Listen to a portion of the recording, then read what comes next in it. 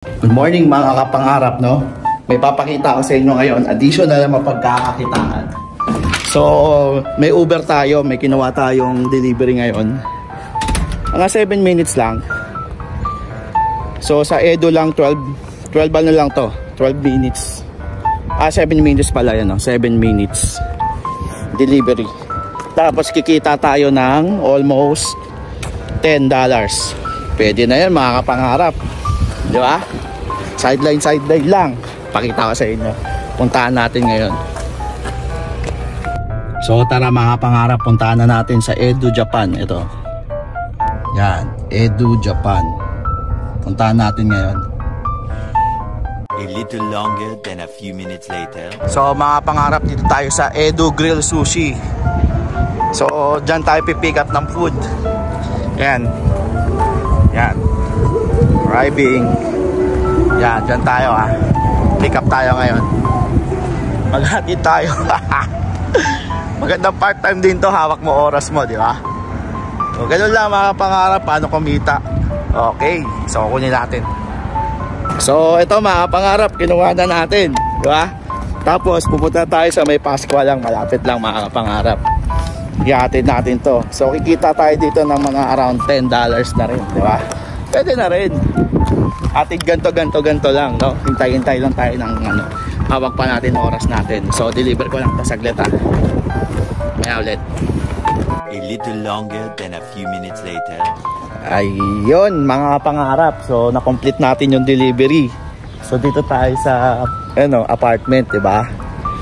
Na-complete na natin yung delivery. So yan, naka-online ulit tayo. So wait ulit tayo ng ano, ng ating anong tawag dito? Bagong delivery. Yehey! Okay din, malapit din, sulit din naman. Malapit lang 'to eh. Pero naka $10 na agad tayo. Convert natin sa ano yan, sa peso yan. So $10, di sabi mo ng mga 40, di 400 din yun, di ba? 400 pesos isang delivery. Pwede na rin, not bad. So wait ulit tayo, naka-online tayo. Yan, online. So may isa na tayong delivery. First time natin kasi ito eh. Kaya share ko lang din sa inyo para kunwari, bakante kayo sa bahay, di ba? Tapos i-online nyo lang siya. Tapos kusa na siyang darating yung mga trips. Alam ko sa Pilipinas may ganito rin, no? Kaya lang sa Pilipinas napansin ko kasi dyan, crowded masyado.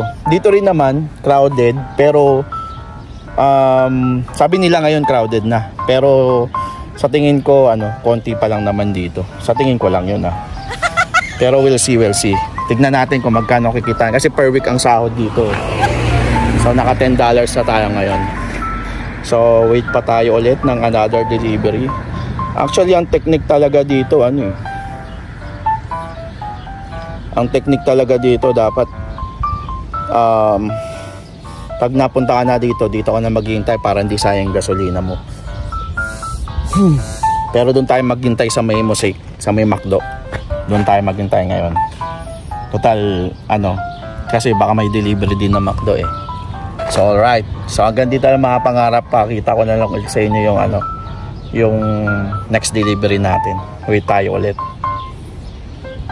Yan Yeah. Bye-bye. So mga pangarap, meron na tayong 1 points. Yan. From May 1 to July 31. Kasi first time nga nating kumuha ng matagal na rin sa akin tong Uber na to, pero ngayon lang ako kumuha ng delivery kasi medyo maluwag-luwag ang ating time. So nung nakita ko, bigla ako ng greenab para sayang yung opportunity, sayang din yan. Nasa bahay lang naman ako, so yan, at least meron na tayong 1 point. So maghihintay lang ulit tayo ng other, yan pa yan yung lunch saka dinner pa. Yan pa yung malalaki sa'yo. O satisfaction 100. O yan, meron na ulit. Okay, accept. O, di ba?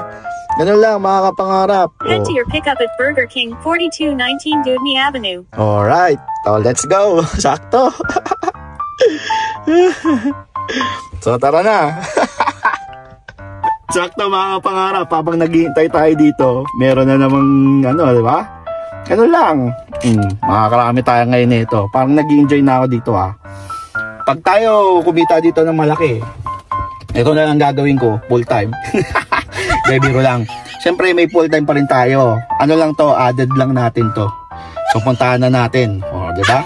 Lapit lang, 4 minutes lang dito lang Okay, bye-bye. Umaya ulit. A little longer than a few minutes later. So dito tayo ngayon mga pangarap sa Burger King. Dito tayo ngayon pipick up, no? So ito yung next order natin mga pangarap. Tapos ito yung kanyang order, Burger King. Alright. So puntahan na natin yan. Alright. Ayos din pala pag wala kang ginagawa magandang paano rin sideline no? Sige. Puntahan lang muna natin ito mga pangarap A little longer than a few minutes later. Ayun, mga pangarap, nandito tayo ngayon sa Lablo. Lablo pala to. Ayan Lablo. Pakita ko sa inyo. Ayan. Sa pagkakaalam ko mga pangarap, dito nagtatrabaho si Kuya Christopher. Kung daw nagkakamali. Kung tama yung aking Before. So, ayan. Nakapag-dalawang delivery na tayo. So, I think medyo